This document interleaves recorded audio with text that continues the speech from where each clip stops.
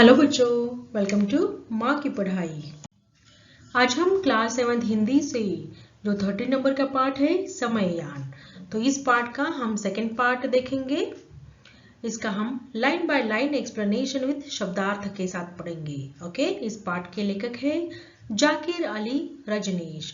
तो इस लेसन के मैंने 3 पार्ट बनाए हैं बच्चों। तो आपके उस बाकी 2 पार्ट की लिंक मैं आपको डिस्क्रिप्शन बॉक्स में डाल दूंगी। ओके, तो चलिए अभी हम पार्ट पढ़ते हैं। जो सेकंड पार्ट है उसका आगे देखिए। पर यह क्या, but what is this.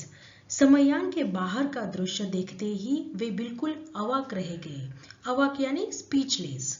Okay, तो when he saw the scene outside from that time vehicle, the professor Yasin was speechless.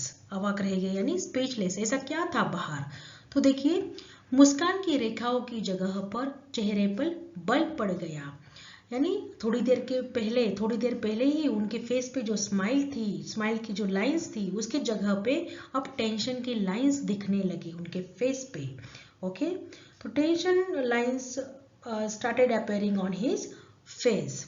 और आंखें फटी की फटी रह गई। तो आंखें फटी की फटी रह गई, यह मुहावरा है बच्चों। यानी कुछ ऐसा सीन देखने के बाद हम शॉक में जाते हैं, हमें शॉक लगता है, उस टाइम हम अपने बड़े बड़े आंखें करके देखते हैं, तो उसे कहते हैं आंखें फटी की फटी रह गई।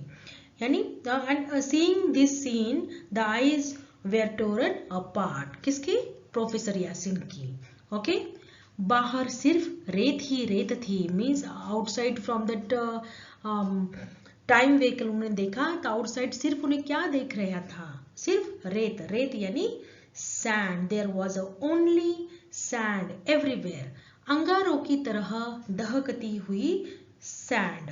तो अंगारों की तरह, अंगारे यानी जो हम कोल यानी कोयला जब जलाते हैं, फिर वह देखिए रेड कलर जैसा वह दहकता है, उसमें से आग निकलती है और चारों ओर सिर्फ हीट ही हीट पैदा होती है, गर्मी होती है वहां पर। There was only sand outside blazing like embers. तो चारों ओर यानी आगे पीछे दाएं बाएं, मीन्स एवरीवेयर ही used to see only sand. आगे देखिए, जिधर भी दृष्टि जाती रेत ही रेत दिखाई देती। पेड़ पौधे तो दूर, हरी घास का भी कहीं कोई नामो निशान नहीं था। तो पेड़ पौधे यानी ट्रीज एंड प्लांट तो बहुत दूर की बात है, लेकिन जो छोटी छोटी ग्रीन ग्रास होती है, जो कहीं पे भी उग जाती है, देखिए कहीं पे भी वो छोटी छोटी ग्रास ग्रो कर जाती है। तो बड़े बड़े प्लांट और ट्री तो छोड़ ही दीजिए, बट वो छोटी छोटी ग्रीन ग्रास भी कहीं दिखाई नहीं दे रही थी उनको। कहीं उन्होंने उसको ट्रेस नहीं किया उस एरिया में। There was no trace of green grass anywhere in that area. Okay, आगे देखिए, सूरज की असहनीय गर्मी और ऑक्सीजन की कमी से एक एक क्षण उनके लिए भारी लगा। तो सूरज की असहनीय गर्मी, असहनीय यानी अनबेरेबल हीट, असहनीय गर्मी यानी हीट, तो किसकी? Due to the unbearable heat of the sun. और ऑक्सीजन की कमी, ऑक्सीजन की कमी यानी लैक ऑफ ऑक्सीजन, ऑक्सीजन की कमी की वजह से और सूरज की जो अनबेरेबल जो हीट थी उसके वजह से एक एक क्षण उनके लिए उन्हें भारी लगने लगा था, यानी बहुत हेवी फील हो रहा था उनके लिए। तो he felt very heavy in every movement in that area because of the unbearable of heat and lack of oxygen। उसकी वजह से उन्हें एक एक क्षण बहुत भारी लगने लगा। उन्हें लगा कि जैसे वे पृथ्वी पर न होकर चंद्रमा या किसी सौरमंडल के किसी अन्य ग्रह पर आ पहुंचे हो। तो प्रोफेसर यासिन को ऐसे फील हुआ कि वह अर्थ पर नहीं है, यानी पृथ्वी पर न होकर चंद्रमा के ऊपर यानी मून पर है, या सौरमंडल के यानी सोलर सिस्टम के किसी अन्य ग्रह पर यानी किसी और प्लैनेट के ऊपर है, जहां पे सिर्फ सैंड ही सैंड उन्हें दिखाई दे रही थी। तो he felt as if they had reach on the moon और in other planet in the solar system. Where there was they saw only sand ही सैंड। ऐसे जहां दूर तक जीवन का कोई नामो निशान नहीं था, यानी जहां दूर दूर तक लाइफ का कोई साइन उन्हें दिखाई नहीं दे रहा था, जीवन का कोई चिन्ह यानी लाइफ का कोई भी साइन उन्हें दिखाई नहीं दे रहा था। बाद में क्या किया देखो उन्होंने, फेस मास्क पहनने के बाद वे अपनी बूढ़ी किंतु अनुभवी नजरों से दूर क्षितिज के पास कुछ तलाशने लगे। तो फेस मास्क उन्होंने पहन लिया और अपनी बूढ़ी नजरों से, बूढ़ी यानी ओल्ड साइड, अनुभवी नजर यानी एक्सपीरियंस साइड से उन्होंने दूर क्षितिज, तो क्षितिज यानी क्या होता है बच्चों, जहां पे लैंड और आकाश एक दूसरे को मिलते हुए हमें दिखाई देते हैं, उसको क्षितिज कहते हैं, उसको ही हॉराइजॉन कहते हैं, हॉराइजॉन। ओके, तो अगर कोई प्लेन एरिया है, आप कभी भी जाओ प्लेन एरिया जो दूर तक अगर आपने देखा तो आपको ऐसे फील होता है कि जहाँ पे लैंड और स्काई एक दूसरे को मिलते हुए, तो वह क्षितिज होता है। तो उसको रियलिटी में तो ऐसा कभी नहीं हो सकता, क्योंकि पृथ्वी और आसमान तो कभी मिल नहीं सकते, लेकिन हमें ऐसे भास होता है कि जहाँ पे लैंड और स्काई मिल जाते हैं दूर देखने से। ओके, तो उसी ही क्षितिज कहते हैं, उसे ही हॉराइजन कहते हैं। ओके, तो फेस मास्क पहनने के बाद अपनी बूढ़ी और अनुभवी नजरों से, यानी after wearing the face mask he started looking for something near horizon from his old but experienced eyes. Okay, आगे देखिए, दिल्ली जैसे प्रतिष्ठित शहर में व्यस्ततम इलाके करोलबाग में रहने वाले प्रोफेसर यासीन निसंदेह आज भी करोलबाग में ही खड़े थे। तो professor Yasin who lived in Karol Bagh, तो दैट ये जो एरिया था वह बहुत व्यस्ततम यानी बिजी एरिया था दिल्ली का, वह बहुत प्रतिष्ठित एरिया, प्रतिष्ठित शहर दिल्ली का वह बहुत बिजी एरिया था। तो आज भी, यानी आज भी जो उन्होंने टाइम ट्रैवल किया था और आज भी टाइम ट्रैवल करने के बाद वो वहीं पे खड़े थे। देखिए, उन्होंने प्लेस नहीं चेंज किया था, उन्होंने टाइम का ट्रैवल किया था। ओके, तो वह वही प्लेस पे खड़े थे, करोल बाग में ही खड़े थे, उनकी लेबोरेटरी जो थी करोल बाग में ही थी, उन्होंने सिर्फ टाइम ट्रैवल किया था। ओके, टाइम ट्रैवल किया था, तो उन्होंने प्लेस चेंज नहीं किया था। ओके, तो टाइम ट्रैवल उन्होंने जो किया था, तो आज भी निसंदेह 100% श्योर वो आज भी आज भी वह करोल बाग में ही खड़े थे।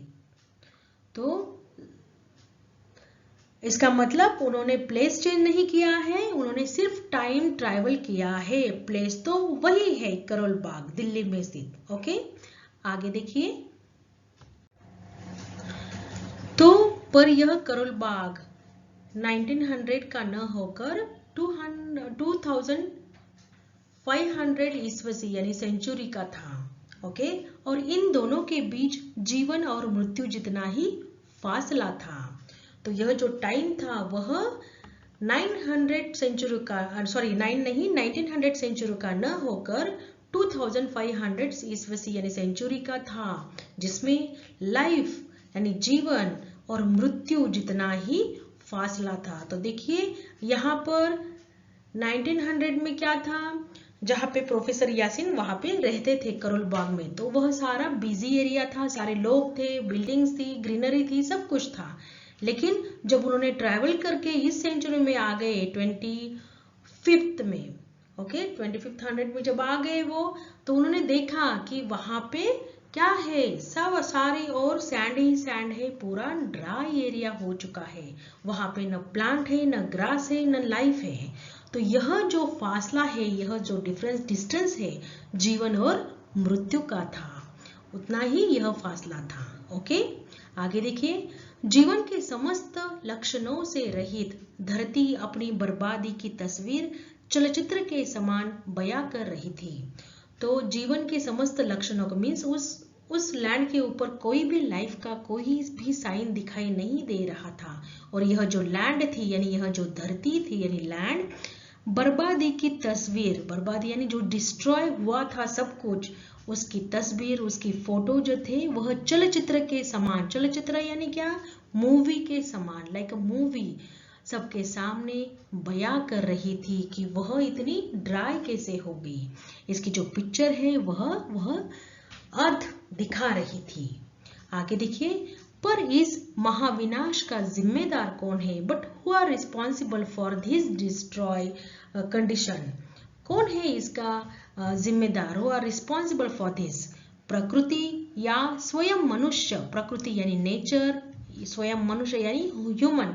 तो कौन है रिस्पॉन्सिबल फॉर दिस? कौन है इसके लिए रिस्पॉन्सिबल?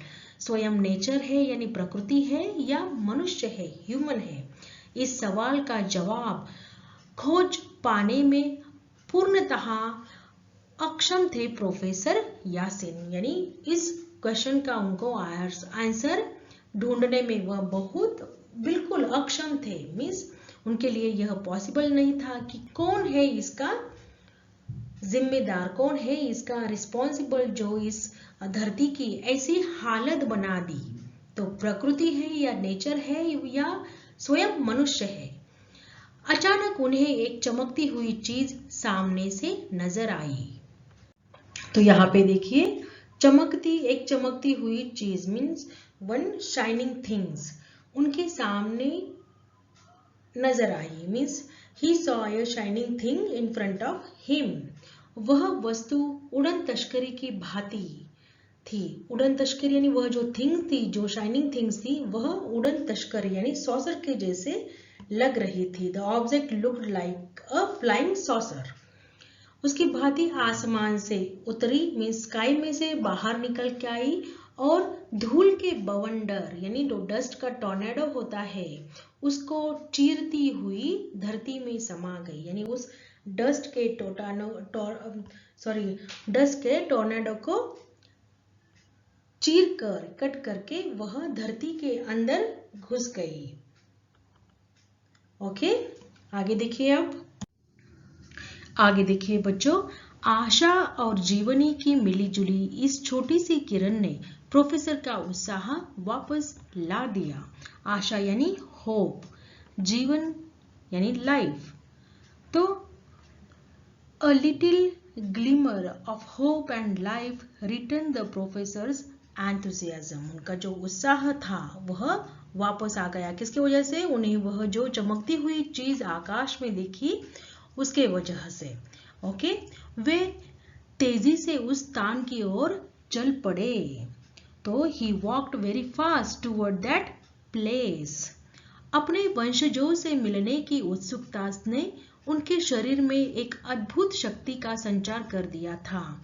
वंशज यानी डिसेंडेंट्स। तो जो अपने वंशज है उनको मिलने की उत्सुकता में, उनके मिलने की खुशी में उनके शरीर में एक अलग ही तरह का यानी अद्भुत कुछ अलग ही तरह का पावर उनके बॉडी में आ चुका था। यानी एक टाइप की शक्ति उनके बॉडी में आ चुकी थी और क्षण प्रतिक्षण उनके पैरों की गति बढ़ती चली जा रही थी। क्षण प्रतिक्षण अपने वंशजों के मिलने के लिए उनकी जो पैरों की जो स्पीड थी, जो उनका वॉकिंग स्पीड था, वह बढ़ता चला जा रहा था। And the moment by moment, the speed of his feet increased the faster. Okay, उम्र के इस ढलवा मोड़ पर, ढलवा यानी अभी वह बूढ़े हो चुके थे, यानी उनका अभी युवावस्था उनकी खत्म हो चुकी थी और बुढ़ापे की शुरुआत हो चुकी थी। तो उम्र की इस ढलवा मोड़ पर वे जितने तेज दौड़े उतनी तेज तो शायद वे कभी अपनी युवावस्था में भी नहीं दौड़े होंगे। तो यहाँ पे लेखक कह रहे हैं कि अपनी उम्र में यानी एज की उस टाइम में जहां पर अभी वह थोड़े बूढ़े होने लगे थे, तो वह इतना दौड़े हैं उस वक्त जो कि शायद अपने लाइफ में, अपने यूथ टाइम में भी वह इतने नहीं दौड़े होंगे। ऐसे लेखक यहाँ पे कह रहे हैं। तो वह अपने वंशजों को मिलने के लिए, अपने डिसेंडेंट्स को मिलने के लिए इतने उत्सुक थे कि वो जोर जोर से दौड़ दौड़ कर उनको मिलने के लिए जा रहे थे। आगे देखिए, लक्ष्य पर टिकी निगाहें अचानक बीच में उभर आई पारदर्शी कांच की दीवार देख नहीं पाई। लक्ष्य यानी टारगेट, एम, उसके ऊपर जो आंखें टिकी थी, तो लक्ष्य के पास उनको जाना था। तो जाते टाइम वह जो फास्ट वॉक कर रहे थे, तो अचानक यानी सडनली उसके बीच, इन बिटवीन दैट पाथ, क्या हो गया, एक पारदर्शक यानी ट्रांसपेरेंट ग्लास वॉल, ट्रांसपेरेंट एक ग्लास की वॉल बीच में ही आकर खड़ी हो गई और प्रोफेसर उससे टकरा गए और प्रोफेसर की उस वॉल के साथ क्या हो गई, टक्कर हो गई उस दीवार के साथ पे, पारदर्शी यानी ट्रांसपेरेंट कांच की दीवार के साथ। अत्यधिक श्रम से थक चुका उनका शरीर अनियंत्रित होकर जमीन पर गिर पड़ा। तो उन्होंने अभी तक बहुत श्रम किए थे, उनके बहुत कष्ट उन्होंने किए थे, जिसकी वजह से वह बहुत टायर्ड हो चुके थे और यह जो सारा एग्जर्शन हुआ था उसके वजह से उस वॉल को टक्कर देने के बाद में उनका जो बॉडी थी वह अनियंत्रित होके, मीन्स अनकंट्रोल्ड होके जमीन पे गिर गई। He fall down. Then the professor Yasin collide with that glass wall, tired and excessive exertion, his body fell to the ground. Okay, आगे देखिए। तभी प्रोफेसर को एहसास यानी उनको रियलाइज हुआ कि धरती की वह सतह का मीनिंग है बच्चों सरफेस। तो धरती का वह सरफेस यानी धरती की वह सतह जिस पर वे गिर पड़े हैं किसी धातु से बनी है, धातु यानी मेटल्स। तो प्रोफेसर को नीचे गिरने के बाद यह एहसास हुआ, यह रियलाइज हुआ कि जिस धरती पर वो गिर गए हैं वह धरती जो है, वह सरफेस जो है वह made of some metal. Okay, the professor realized that the surface of the earth on which he had fallen was made of some metal. Okay, आगे देखिए। अचानक एम्बुलेंस जैसी ध्वनि वातावरण में गूंजने लगी, यानी सडनली एम्बुलेंस का जो साउंड होता है वह वातावरण में, एटमॉस्फेयर में घूमने लगा। वातावरण यानी एटमॉस्फेयर। प्रोफेसर यासिन जब तक कुछ समझते कांच के पारदर्शी कैबिन में घिर चुके थे, यानी प्रोफेसर को कुछ समझने से पहले ही वह एक कैबिन में घिर चुके थे। ओके,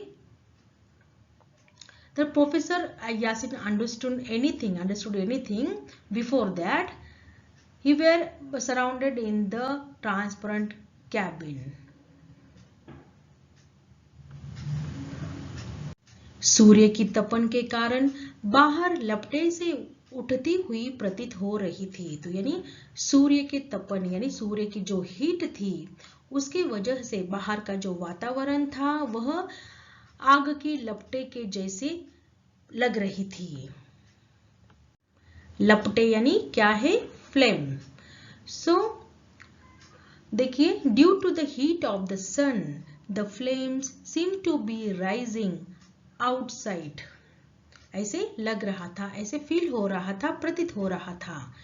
उन्हीं लपटों के बीच दूर खड़ा था समययान, यानी उसी फ्लेम के बीच वही जो गर्म हवाएं चल रही थी, फ्लेम लग रही थी, उसके बीच दूर खड़ा था उनका समययान। समय यानी टाइम मशीन, जिसे प्रोफेसर बेबस निगाहों से देख रहा था। तो जिसे प्रोफेसर बेबस यानी हेल्पलेस, बेबस निगाहों से यानी हेल्पलेस आईज से उस अपने मशीन को, अपने टाइम मशीन को प्रोफेसर यासिन देख रहे थे। Which the professor was watching with helpless eyes. Okay, तभी कैबिन में चारों ओर से लाल प्रकाश फूटने लगा। तो जिस कैबिन में वह कैद हो चुके थे, जिस कैबिन के अंदर वह घिर चुके थे, then that red color started bursting from the around in that cabin.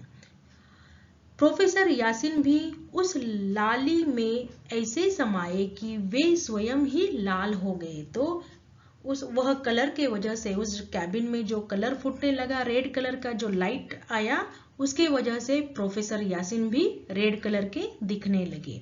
वह लाली अब छटी, यानी वह लाली जो थी अब कम होने लगी। तो वह लाली कम होने के बाद में देखो तो उसके बाद में उन्होंने स्वयं को, स्वयं यानी खुद को, अपने आप को कहां पे, एक जेल नुमा पिंजरे के अंदर पाया। यानी जेल नुमा पिंजरा जो था, केज, जेल के जैसा, लाइक अ जेल। ओके, तो ऐसे पिंजरे में यानी ऐसे केज में, जेल के जैसे केज में उन्होंने खुद को पाया, स्वयं यानी खुद को। So when the red color come down, when the redness subsided, he found, यानी professor Yasin found himself inside the prison's like cage। जो केज होता है जहां पे कैदी रखे जाते हैं, ऐसे केज में उन्होंने खुद को पाया। ओके, चलिए नेक्स्ट देखते हैं।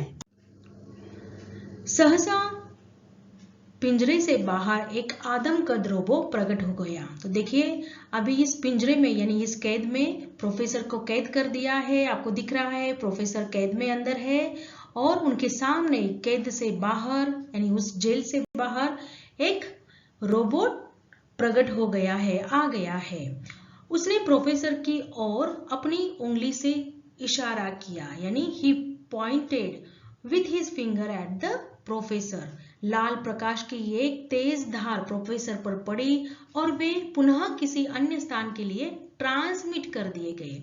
तो उस रोबोट ने क्या किया, अपने फिंगर में से एक रेज जोर से इसके ऊपर डाली, किसके ऊपर, प्रोफेसर की ओर, और उस रेज के थ्रू प्रोफेसर को उस जगह से किसी और जगह शिफ्ट किया गया, यानी ट्रांसमिट किया गया। ओके, क्या आपके यहाँ मेहमानों का इसी प्रकार से स्वागत किया जाता है? तो यह क्वेश्चन अभी देखिए कौन कर रहा है, यह क्वेश्चन प्रोफेसर ने किया कि आपके यहाँ गेस्ट का इसी तरह से वेलकम किया जाता है। अगले दृश्य जगत में पहुंचते ही प्रोफेसर यासिन जीवित व्यक्तियों को देखकर जोर से चीखे। तो देखिए, उनको एक जगह से दूसरी जगह ट्रांसमिट किया गया, लेकर गए। तो वहां पर उन्होंने जीवित व्यक्तियों को देखा, यानी जो लाइव पर्सन थे उनको देखा, और उनको देखकर ही वह जोर से चीखे। क्या चीखे? कि आपके यहाँ मेहमानों का इसी तरह स्वागत किया जाता है। उन्होंने अपना मास्क पहले ही उतार दिया था। तो उन्होंने क्या किया था, अपना जो मास्क पहना था वह तो पहले ही उतार के रखा था, और वह चिल्लाए, जोर से चिल्लाए उन लोगों पे कि आपके यहाँ गेस्ट का इसी तरह से वेलकम किया जाता है। तो आगे देखिए, देखने में वह स्थान किसी न्यायालय के समान ही प्रतीत हो रहा था। मीन्स वह जो प्लेस था वह कोर्ट के जैसे लग रहा था। The place look like a court, न्यायालय यानी कोर्ट। सामने एक ऊंची कुर्सी पर जज, यानी सामने जो सामने जो थे एक ऊंची कुर्सी यानी हाइट पे, थोड़ी सी हाइट पे एक चेयर रखी थी। उस कुर्सी पे कौन बैठे थे? जज बैठे थे। ओके, और देखिए अगल बगल वकील थे, यानी लॉयर्स थे आसपास। पीछे दर्शक थे, यानी लोग थे, और मुल्जिम। ओके, तो उस कोर्ट में कौन कौन थे? देखिए, उस कोर्ट में कुर्सी पे आगे जज बैठे थे, लॉयर्स थे, दर्शक थे यानी पीपल थे, और मुल्जिम के कटघरे में, यानी वो जो मुल्जिम का जो ब्लॉक होता है मुल्जिम का, उसमें कौन खड़े थे? तो उसमें स्वयं प्रोफेसर यासिन खड़े थे। जो गुनहगार वगैरह जो लोग होते हैं, जब उनको कोर्ट में ले जाया जाता है तो उनको मुल्जिम के कटघरे में खड़ा किया जाता है। तो अभी मुल्जिम कौन था यहाँ पे? स्वयं प्रोफेसर यासिन। आगे देखिए, यह देखकर प्रोफेसर हैरान थे, यानी सरप्राइज थे। हैरान यानी सरप्राइज होना, कि वहां मौजूद सभी व्यक्ति धूप की तरह पीली चमड़ी वाले थे। चमड़ी यानी स्किन, पीली यानी येलो कलर की। तो यह देखकर प्रोफेसर हैरान यानी आश्चर्यचकित हो गए, सरप्राइज हो गए कि वहां मौजूद जो सारे लोग थे, सारे पीपल जो थे, वह उनकी स्किन जो थी वह येलो कलर की थी। उनके बाल भूरे थे यानी ग्रे कलर में, तथा आंखें नीली थी, यानी उनके आईज जो थे वह ब्लू कलर के थे। यह बदलाव शायद वातावरणीय परिवर्तन का ही परिणाम होगा। तो उन्हें ऐसा लगा कि यह जो चेंज है लोगों में, उनकी स्किन येलो कलर की है, बाल भूरे है और उनकी जो आईज जो है वह ब्लू कलर की है। यह जो चेंजेस हुए हैं लोगों में, यह शायद क्लाइमेटिक चेंज की वजह से हुआ होगा। वातावरणीय परिवर्तन यानी क्लाइमेटिक चेंज, उसके वजह से यह बदलाव हुआ होगा, ऐसे प्रोफेसर को लगा। आगे देखिए, कौन मेहमान? प्रोफेसर यासीन। ऐसे कहते हुए वकील व्यंग्यपूर्वक मुस्कुराया। व्यंग्यपूर्वक मीन्स एक व्यंग करते हुए, उसका मजाक उड़ाते हुए, व्यंग्यपूर्वक यानी मजाक उड़ाते हुए एक वकील यानी एक जो लॉयर था वह प्रोफेसर के ऊपर मुस्कुराया, हंसने लगा कि कौन है यह मेहमान? कौन मेहमान? प्रोफेसर यासीन, इसको तो हम जानते हैं। तो ऐसे व्यंग्यपूर्वक वह मुस्कुराया।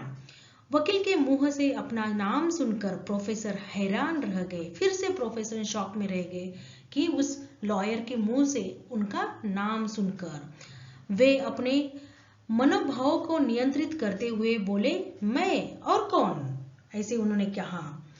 आप वकील अभी भी मुस्कुरा रहा था। तो वकील जो था, जो लॉयर था, अभी भी मुस्कुरा ही रहा था, हंस ही रहा था। वकील को मुस्कुराता देखकर प्रोफेसर चिड़चिड़ा गए, यानी उनको गुस्सा आया प्रोफेसर को, वकील को हंसता हुआ देखकर। मैं आपके पूर्वज की हैसियत से सन 1900 से आप लोगों के लिए दोस्ती का पैगाम लाया हूँ। पैगाम यानी मैसेज, दोस्ती का पैगाम यानी मैसेज ऑफ फ्रेंडशिप। ओके, तो प्रोफेसर यासीन अभी चिढ़ने लगे क्योंकि वह लॉयर जो है उसके ऊपर अभी भी हंस ही रहा था। तो उन्होंने गुस्से में उसे बोला कि मैं आपका पूर्वज हूँ, जो मैं 19th सेंचुरी से आपको मिलने के लिए आया हूँ और आपके लिए फ्रेंडशिप का मैसेज लाया हूँ, यानी दोस्ती का पैगाम लेकर आया हूँ। तो क्या मैं आप लोगों का मेहमान नहीं हुआ? तो क्या मैं आप लोगों का गेस्ट नहीं हूँ? ऐसे प्रोफेसर यासीन ने चिल्ला के उसे कहा। तो यह कहकर प्रोफेसर यासीन फिर से उसके ऊपर चिल्लाए। तो इसी के साथ यह पार्ट जो सेकंड है यह हमारा खत्म हो जाता है बच्चों। तो थर्ड पार्ट के लिए हम आगे का जो थोड़ा सा लेसन रह गया है 1 पेज का, वह हम थर्ड पार्ट में पढ़ेंगे। अगर आपको यह वीडियो अच्छा लगे हो तो प्लीज़ लाइक कीजिएगा, शेयर कीजिएगा और मेरे चैनल को सब्सक्राइब जरूर कीजिएगा। Thank you.